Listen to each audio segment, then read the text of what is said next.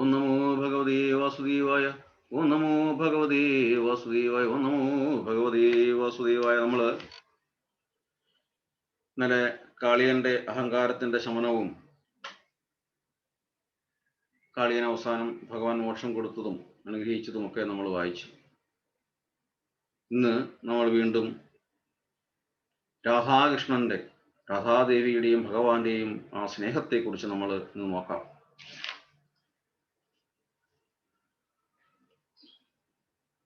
നമ്മൾ ഇന്നലെ കാളിയന്റെ അഹങ്കാരത്തിന്റെ ശമനവും കാളിയന് ഭഗവാനെ അനുഗ്രഹിച്ചതുമൊക്കെ നമ്മൾ വായിച്ചു. ഇന്ന് നമ്മൾ രാധാകൃഷ്ണന്റെ ദിവ്യമായ പ്രേമത്തെക്കുറിച്ച് നമുക്ക് ഇന്ന് കേൾക്കാം. അങ്ങനെ സുഖലാശ മഹർഷി നാരദനോട് പറയുകയാണ്, മഹർഷേ, ഭഗവാന്റെ സൽക്കഥകൾ കേട്ടിട്ട് ആർക്കെങ്കിലും തൃപ്തി വരുമോ? അമൃത് സേവിക്കുന്നതിൽ ദേവന്മാർക്കും മധുവുണ്ണുന്നതിൽ വണ്ടുകൾക്കും തൃപ്തി വരാറില്ലല്ലോ. അതുകൊണ്ട് ഭഗവാന്റെ ലീലകള് ഇനിയും അങ്ങയുടെ മുഖത്തു നിന്ന് ശ്രവിക്കാൻ ഞാൻ ആഗ്രഹിക്കുന്നു എന്ന് ബഹുലാശ മഹാരാജാവ് പറഞ്ഞപ്പോൾ നാരദ മഹർഷി വീണ്ടും ഭഗവാനെ കുറിച്ച് പറഞ്ഞു തുടങ്ങി.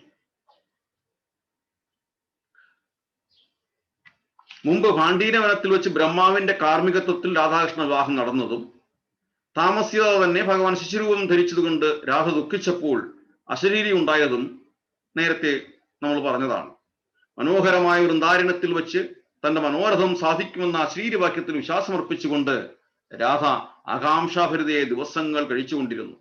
ആ ദേവവാക്യം സത്യമായി തീർന്ന കഥയാണ് ഞാൻ വീണ്ടും പറയാൻ പോകുന്നതെന്ന് നാരദ മഹർഷി ബഹുലാശ മഹാരാജാവിനോട് പറഞ്ഞു. ഒരിക്കൽ രാധയുടെ മുഖ്യ സഖികളായ ലളിതയും വിശാഖയും വൃഷഭാനുഗൃഹത്തിലെത്തി രാധയോട് ചോദിച്ചു, രാധേ, നീ ആരെയാണ് ഇങ്ങനെ അഹോരാത്രം ധ്യാനിച്ചു കൊണ്ടിരിക്കുന്നത്? ആരുടെ ഗുണങ്ങളാണോ വ്രജദേശത്തിലെ കുട്ടികൾ അനവരതം കീർത്തിച്ചുകൊണ്ട് നടക്കുന്നത്? ആ ആളെ തന്നെയാണോ നീ ദിവാസ്വപ്നം കണ്ടുകൊണ്ടിരിക്കുന്നത്? അതിസുന്ദരനായ യുവാവ് സന്ധ്യയോടടുക്കുമ്പോൾ പടിഞ്ഞാറ് നിന്നും പശുക്കളെ തെളിച്ചു കൊണ്ടുവരും. നീ അവനെയാണ് കിനാവ് കാണുന്നതെങ്കിൽ ഞങ്ങളോട് പറയൂ. ഇത്രയും കേട്ട രാധ ലജ്ജാവ നമ്രമുഖിയായി ഗദ്ഗതത്തോടെ സഖിമാരോട് പറഞ്ഞു, ലളിതേ, വിശാഖേ, നിങ്ങൾ ഊഹിച്ചത് പരമാർത്ഥമാണ്. ആ സുകുമാരന്റെ ചിത്രം നിങ്ങൾ എനിക്ക് വരച്ചു കാണിക്കുക.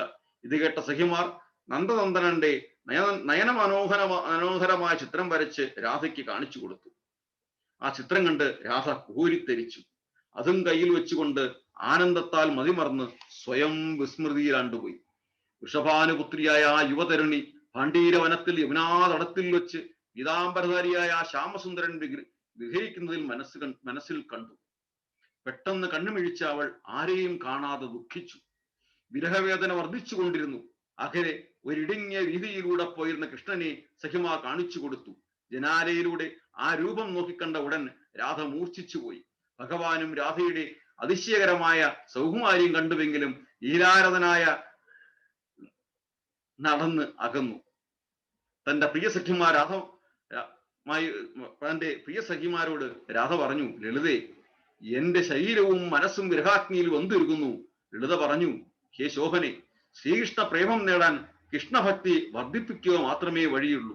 ലളിതയുടെ വാക്കുകൾ കേട്ട് നിരുദ്ധകണ്ഠമായി രാധ പറഞ്ഞു, ശ്രീകൃഷ്ണചന്ദ്രന്റെ പാതാരവിന്ദങ്ങളെ സേവിക്കാൻ കഴിയാത്ത പക്ഷം ഈ ദേഹം വെച്ച് പുലർത്തുവാൻ ഞാൻ ആളല്ല.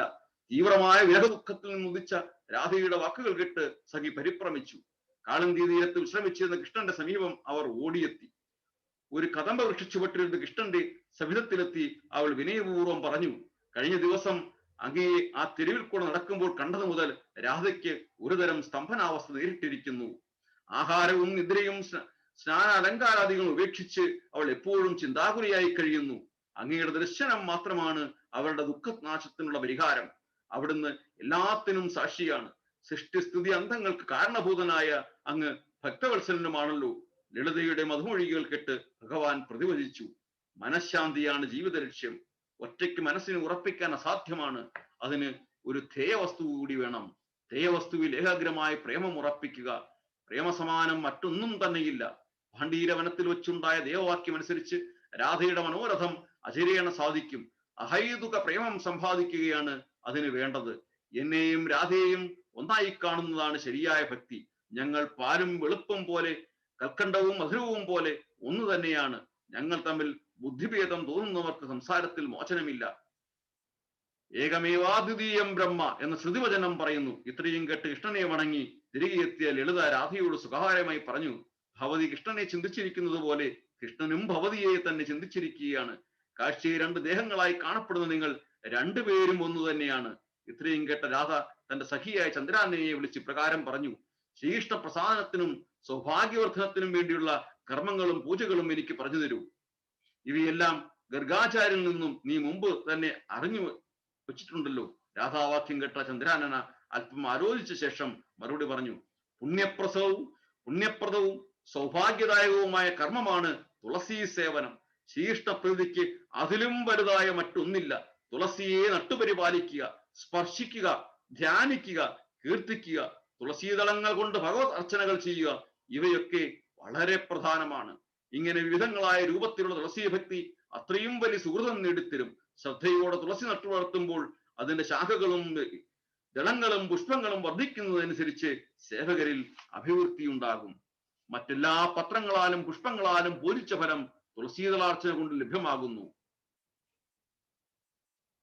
ഹരേ കൃഷ്ണ കൃഷ്ണ കൃഷ്ണ ഹരേ ഹരേ, ഹരേ രാമ രാമ രാമ ഹരേ ഹരേ. തുളസി മഹാത്മ്യവുമായി അടുത്ത ദിവസം. ഹരേ കൃഷ്ണ. ഓം നമോ ഭഗവതേ വാസുദേവായ. ഓം നമോ ഭഗവതേ വാസുദേവായ. ഓം നമോ ഭഗവതേ വാസുദേവായ.